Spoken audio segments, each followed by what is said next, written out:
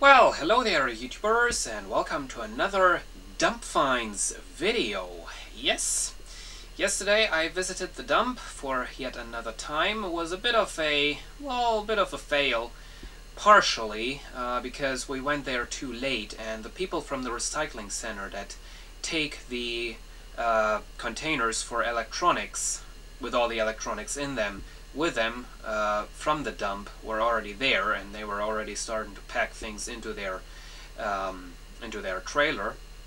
So unfortunately I couldn't get everything that would have been worth getting. For example, I had to pass on a high-end Sony VHS VCR and well, some other things, I guess. But I have some finds to show you. And we're doing this all in a bit of a different way, because one of the dump finds is actually being used right now to record this video. Yes, I found a video camera, and not only one, I found two video cameras among a bunch of other stuff. Here we go, let's have a look. Well, here we have one of the finds. This is a high-end Sony camcorder. It's a model CCD V800E. It's a high 8 camcorder, and we are going to have a separate video about this camcorder. Now, unfortunately, it doesn't work anymore, and to my own surprise, it's not bad capacitors. It actually seems like, starting with this series of camcorders, which you can identify by looking at the microphone, because the microphone, as you can see, doesn't have just a cheap foam around it. It has an actual metal grill around it. Starting with that series, I think Sony started using capacitors that are still good today. But unfortunately it does have some other problems. The viewfinder is all messed up and doesn't show what it's supposed to show. And that is really annoying, because that was probably caused by the previous owners throwing this thing into the container at the dump. The mechanism is broken. It is a rather stupid problem where you would think, oh well, that must be fixable, but well, of course in such tiny mechanisms there is not all too much that you can fix.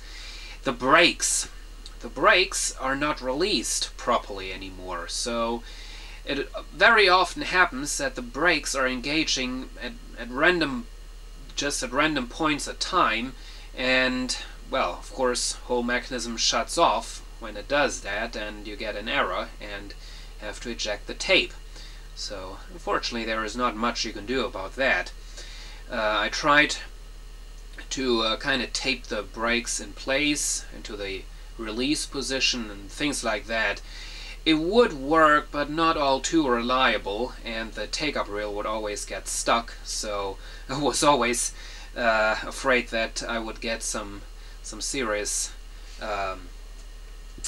tape mess inside of the camcorder. I can give you a close-up, can do at least that. It's a very advanced camcorder. This thing came straight after their high-end 3-chip high 8 camcorder, the CCD VX1. Got a big field with controls right there. I didn't get any of the accessories with the camcorder, no batteries, no charger, nothing. But there you have it. Looks very nice. Now here we have just a quick look at the camera that I'm recording with. This is a Philips model VKR 6800 from around 1984. Now sitting right here outside we have a Technics model M205 cassette deck. This is from the early 80s. I'll give you a close-up of that. Right there. This may need some new belts. Nice analog view meters.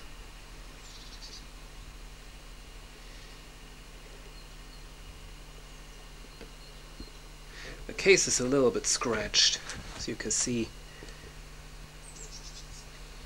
right there. and has a dent right there. That needs to be fixed somehow.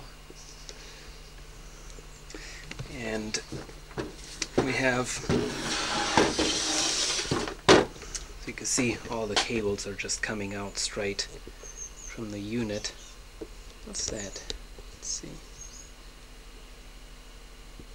Okay, that's a DIN jack. I have some output cables and input cables, RCA, and the power input. Right there is a voltage selector. Now here we have a pair of Super 8 film cameras.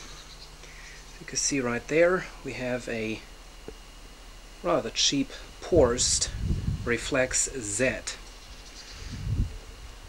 Very cheap thing, doesn't have much going on in the way of features, functions.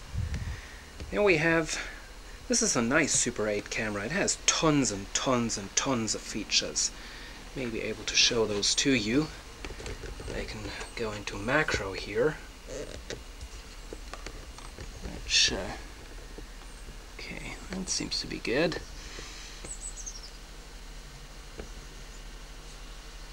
Let's see, very big and heavy lens. There is even still a film cartridge in there, which, as you can see, K40 it says, it's a Kodak, still in there. This is the other side.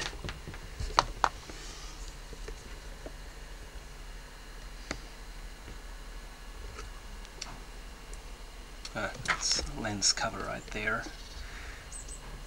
It's just a little bit confused. Even has sound. All the things a good camera needs. So may keep this one. I don't think I'll keep that thing. That's just too cheap.